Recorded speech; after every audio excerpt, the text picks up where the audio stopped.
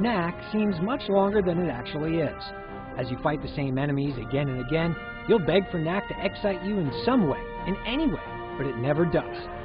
Think Knack can do it? We'll see now, won't we? You'll want the levels to open up, you'll want the action to get more involved, and you'll want the secrets to stop being so obvious. And yet the game remains the same. As a flagship title for a new console, Knack is surprisingly mediocre. Just go slow, little buddy.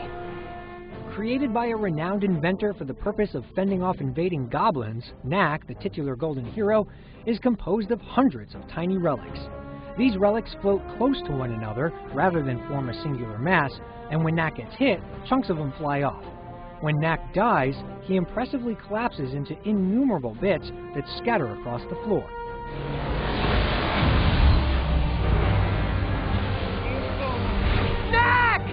Just as easily as they get knocked off of him, Knack can also absorb additional relics, causing him to grow in strength and durability.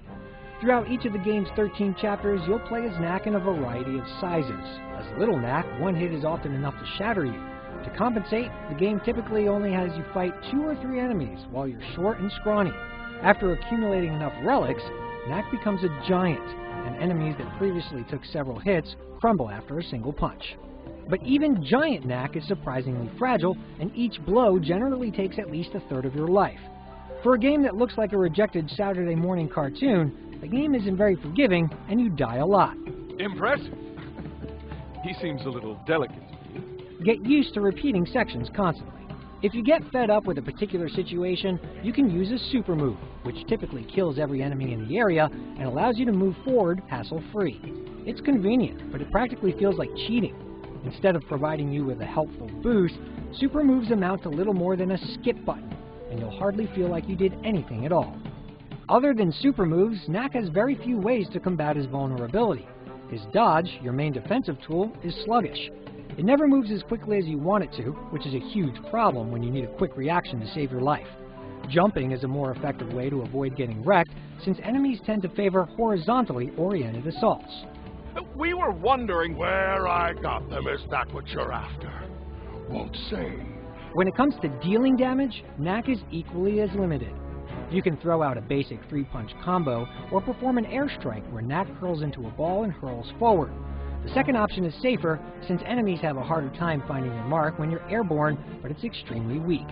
For the most part, you don't even have to bother, because the AI is so predictable. Baddies wielding swords, for instance, like to slash twice before pausing, so it isn't tough figuring out when you need to swing for their faces. Nothing seems to flow together, and every enemy pattern is similar and simple to solve, so the constant fights quickly become a drag. Reminds me of the Doctor of long ago. At least you can get through the game faster with a friend. Drop in, drop out co-op lets a buddy assume the role of Robo-Knack. He isn't contextualized in the story in any way, but he's useful nonetheless. Unlike his non-mechanical twin, Robo-Knack will simply reappear after a few seconds if he's knocked to bits. Having someone else around who can only positively affect your progress greatly reduces the amount of time you spend repeating the same areas, alleviating some of the tedium. Yet even the best of pals can't fix Knack's intrusive cutscenes, which highlight the most trivial of things. It's the goblin tanks. Why does anyone need to watch Knack jump off a ledge? Why can't you just jump off the ledge yourself? Not to worry, Victor. I picked up a few relics in the process. These scenes only last a few seconds, but they pull you out of the game for seemingly no reason at all. It makes the world appear so stitched together.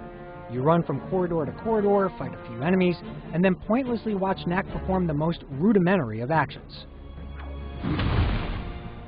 You'd think the presence of numerous secrets, which include pieces of upgrades, health, or energy for super moves, would make the environments a little more exciting, but they only highlight how artificial the game feels.